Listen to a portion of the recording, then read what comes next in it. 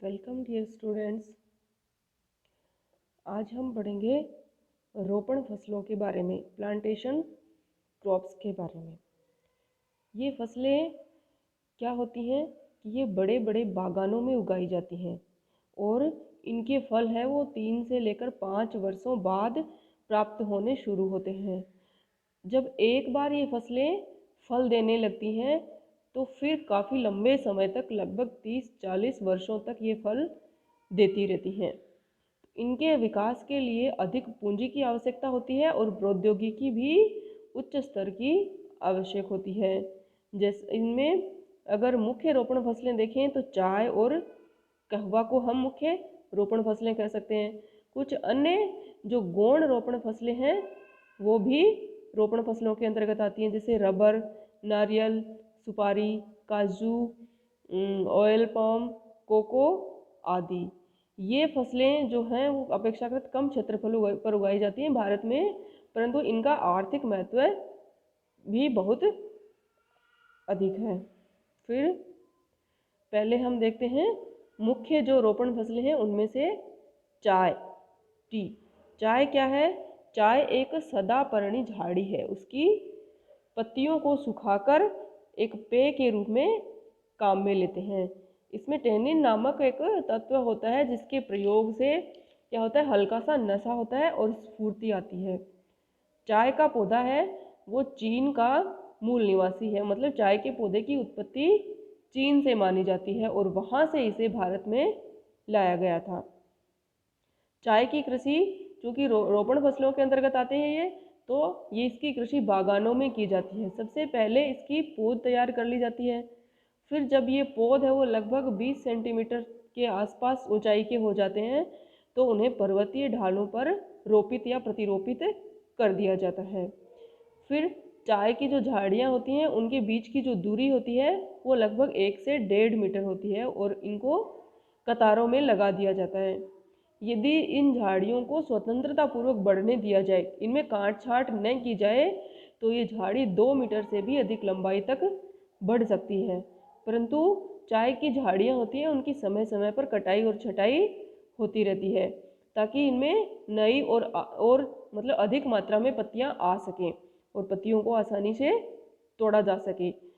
अधिक ऊंचाई की होने के बाद पत्तियों को तोड़ने में परेशानी महसूस की जा सकती है, इसलिए इनकी ऊंचाई अधिक नहीं होने दी जाती। वे झाड़ियाँ, चाय की पत्तियों की झाड़ियाँ लगाने के 2 वर्ष बाद पत्तियाँ तोड़नी शुरू की जा सकती हैं, परंतु ये कार्य है वो पूर्ण रूप से 5 वर्ष के बाद ही शुरू किया जाता है। अल्प मात्रा में 2 वर्ष के बाद तोड़ा जा सकता है, परंतु पूरी तरह से उससे उत्पादन 5 वर्ष के बाद शुरू होता है। चाय की झाड़ी जो एक बार लग जाती है तो ये 50 वर्ष तक पत्तियां प्रदान करती रहती है। अब चाय की जो कृषि है उसके लिए आवश्यक भौगोलिक दशाएं कौन कौन सी हैं वो हम देखते हैं। पहली, तापमान। चाय की कृषि के लिए तापमान 25 डिग्री से 30 डिग्री सेंटीग्रेड तापमान होना चाहिए। ये उष्ण और शीतोष्ण कटिबंधीय पौधा है। वर्षा।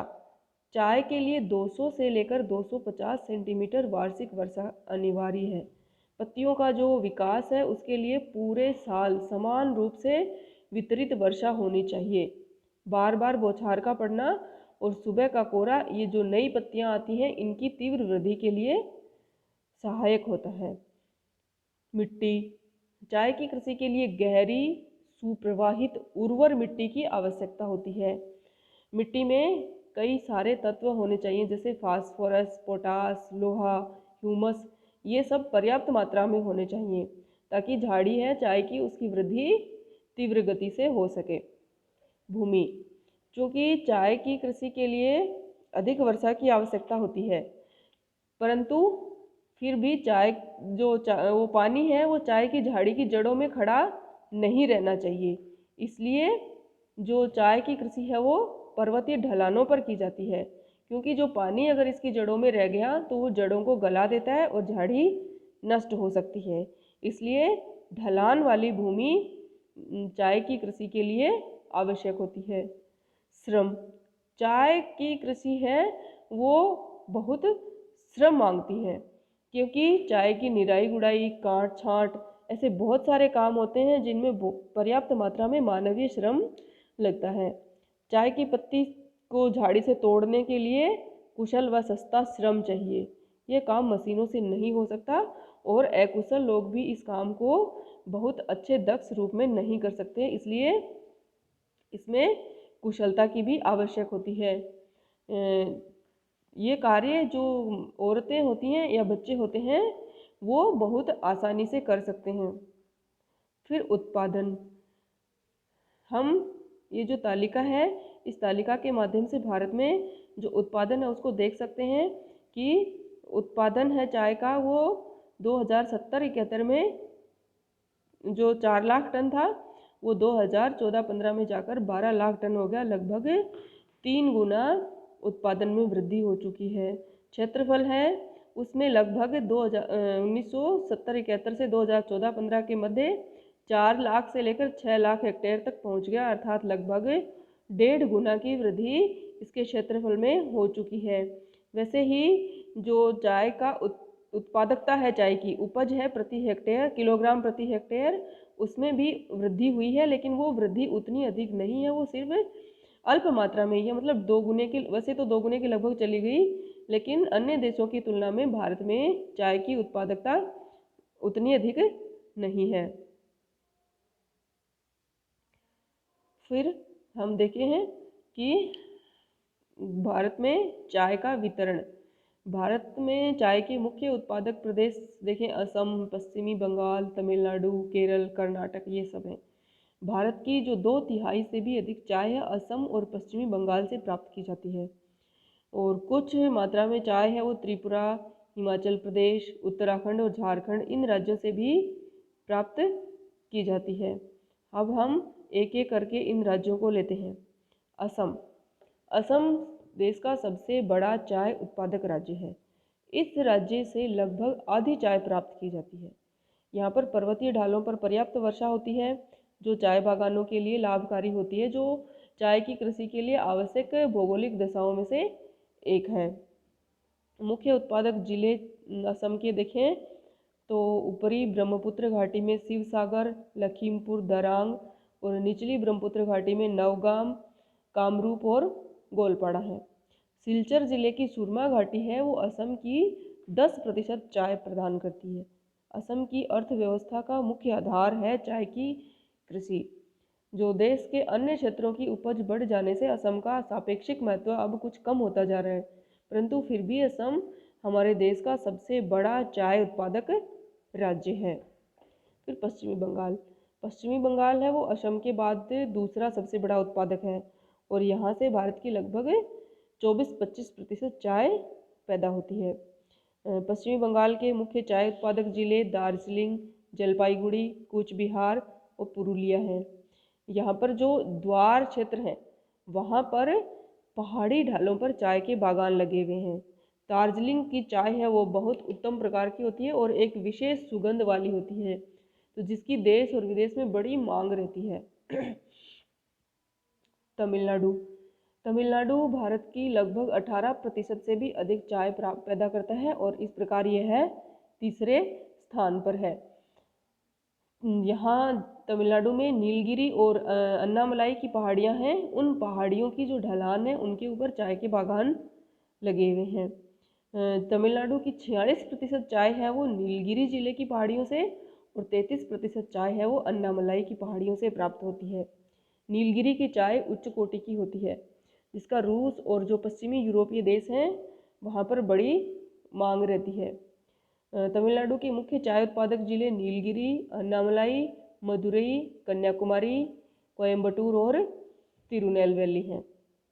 फिर केरल, केरल है वो देश की लगभग 7% चाय पैदा करता है, और केरल में चाय उत्पादक प्रमुख जिले देखें तो ट्रावनकोर, कानन देवंस, वायनाड, कन्नानेर, पालघाट, त्रिचूर, ये मुख्य चाय उत्पादक जिले हैं केरल के।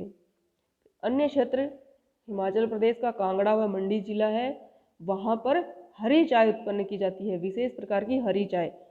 और उत्तराखंड के में देहरादून, अल्मोड़ा, गढ़वाल, झारखंड में रांची, हजारीबाग, और कर्नाटक में कूर्ग, मैसूर, चिकमंगलूर जिले, इनमें भी थोड़ी बहुत चाय पैदा होती है। इसके अतिरिक्त मणिपुर, त्रिपुरा, मेघालय, अरुणाचल प्रदेश, इन क्षेत्रों में भी अल्प मात्रा में चाय प्राप्त होती है, लेकिन ये सारे क्षेत्र हैं वो मिलकर भी भारत की 1% चाय से कम ही उत्पन्न करते हैं।